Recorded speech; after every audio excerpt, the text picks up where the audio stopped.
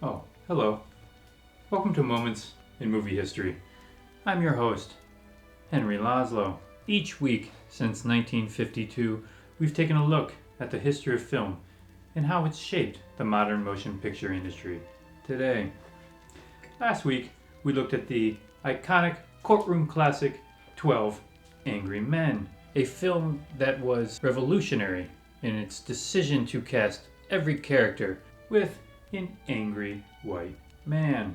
In this episode, we will examine the film noir genre, popularized by such films as The Maltese Falcon and The Big Sleep. The term film noir is a French term that literally translates into dark film. Perhaps the most famous film noir of all time is the 1957 classic Midnight in Mazatlan, starring Humphrey Bogart as a detective investigating a series of murders in the beach city of Mazatlan.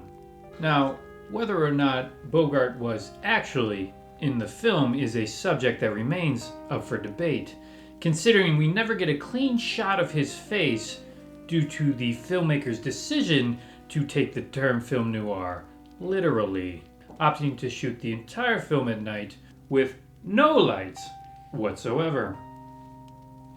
As Bogart's detective character prowls the streets of Mazatlan looking for the murderer, we're introduced to a whole series of unforgettable characters. Have you seen this man?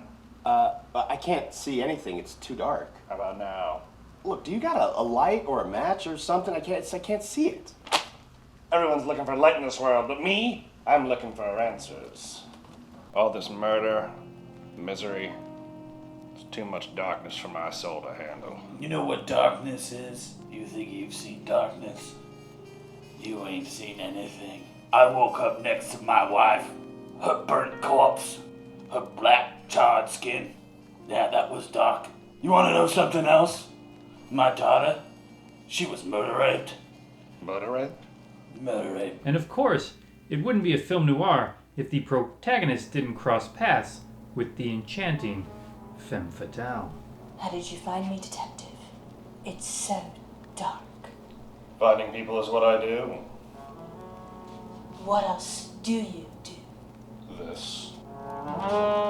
In this scene, it is implied that the Bogart detective character has fallen for the seductive charms of the femme fatale, played by none other than the beautiful Rita Hayworth, at least according to the credits.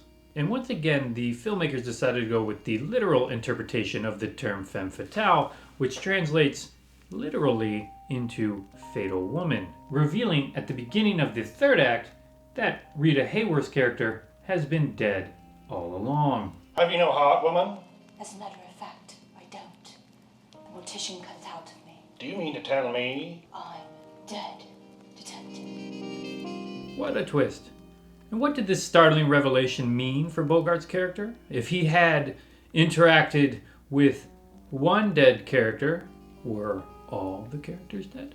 Or was he already dead himself? In the film's riveting climax, Bogart solves the murder.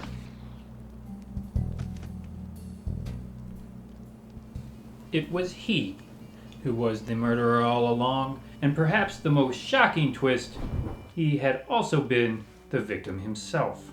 In what appears initially to be a poor stylistic choice, the minimalist lighting in Midnight in Mazatlan turns out to be an excellent storytelling device. This film noir seen through the eyes of the dead protagonist reinforces every human's greatest fear.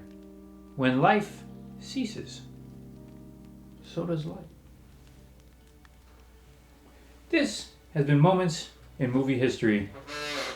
I'm your host, Henry Lazlo.